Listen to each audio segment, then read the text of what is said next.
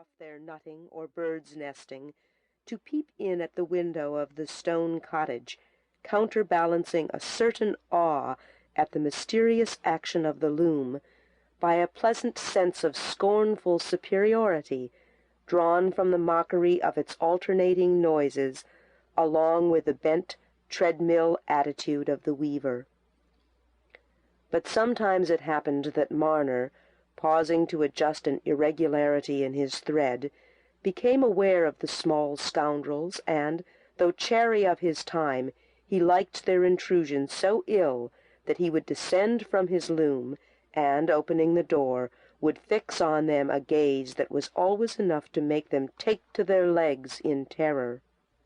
For how was it possible to believe that those large, brown, protuberant eyes in Silas Marner's pale face really saw nothing very distinctly that was not close to them,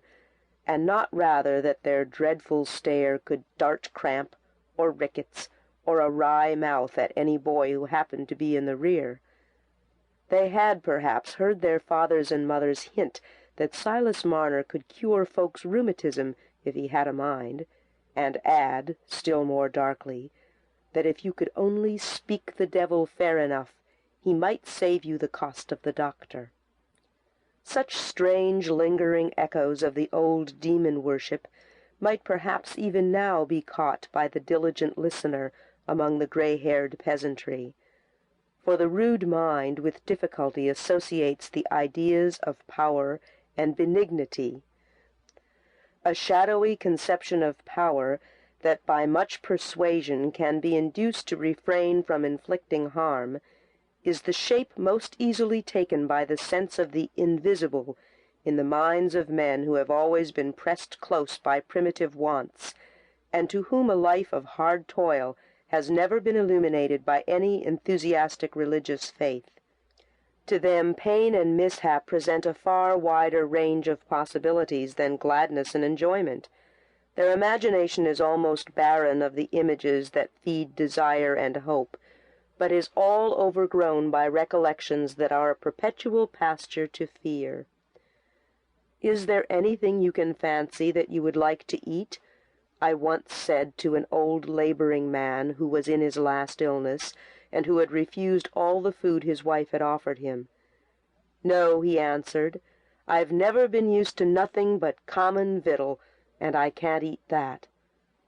Experience had bred no fancies in him that could raise the phantasm of appetite. And Raveloe was a village where many of the old echoes lingered, undrowned by new voices. Not that it was one of those barren parishes lying on the outskirts of civilization, inhabited by meager sheep and thinly scattered shepherds. On the contrary, it lay in the rich central plain of what we are pleased to call Merry England, and held farms which, speaking from a spiritual point of view, paid highly desirable tithes. But it was nestled in a snug, well-wooded hollow, quite an hour's journey on horseback from any turnpike, where it was never reached by the vibrations of the coach-horn or of public opinion. It was an important-looking village, with a fine old church and large churchyard in the heart of it, and 2 or 3 large brick-and-stone homesteads, with well-walled orchards and ornamental weathercocks, standing close upon the road, and lifting more imposing fronts than the rectory, which peeped from among the trees on the other side of the churchyard. A village which showed at once the summits of its social life, and told the practised eye that there was no great park and manor-house in the vicinity, but that there were several chiefs in Raveloe who could farm badly quite at their ease, drawing enough money from their bad farming, in those war times, to live in a rollicking fashion and keep a jolly Christmas, Whitsun, and Eastertide.